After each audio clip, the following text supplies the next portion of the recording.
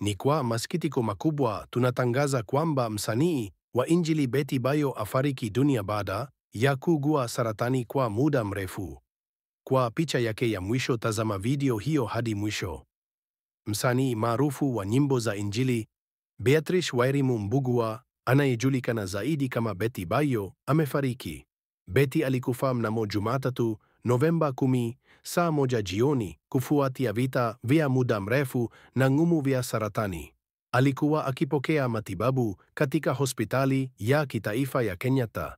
Mpenzi wake wa zamani, Mchungaji Kanyari, ambaye Betty alizaa naye watoto wawili, alitangaza habari hiyo ya kusikitisha kwenye mtandao wake wa kijamii akisema, "RIP Mama Sky, the mother to my kids." Wasemaji wa familia walithibitisha kuwa Betty Bayo alikuwa mgonjwa kwa zaidi ya wiki moja baada ya kugundulika kuwa na leukemia kali. Betty amekuwa mgonjwa tangu juma lililopita. Aligunduliwa kuwa na saratani kali leukemia.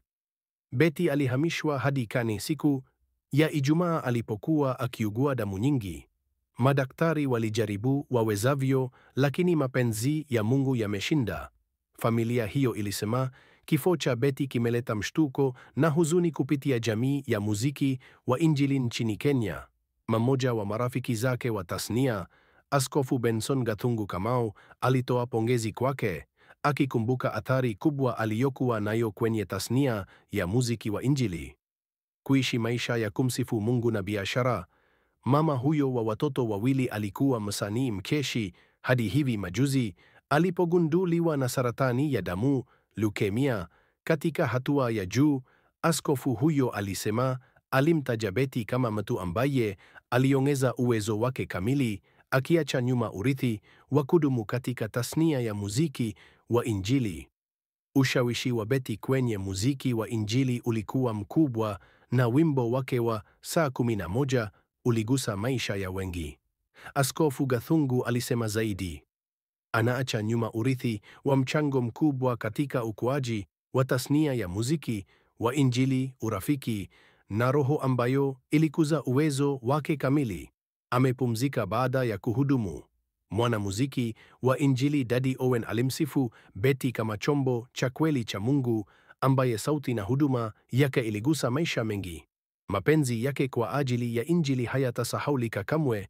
Kwa familia yake, marafiki na udugu wote wa Injili, Mungu awafariji na kuwatia nguvu, alisema. Mwakilishi wa wanawake wa kaunti ya Nairobi Esther Passaris pia alielezea rambirambi zake akisema, maombi yangu ya kutoka moyoni yanaenda kwa familia yake, marafiki na ndugu wote wa Injili ya Kenya katika kipindi hiki kigumu. Roho yake ipumzike kwa amani ya milele. Tafadhali tuma maombi na rambirambi kwa familia yake katika maoni hapa chini. Kwa habari zaidi tafadhali subscribe kwenye chaneli yetu.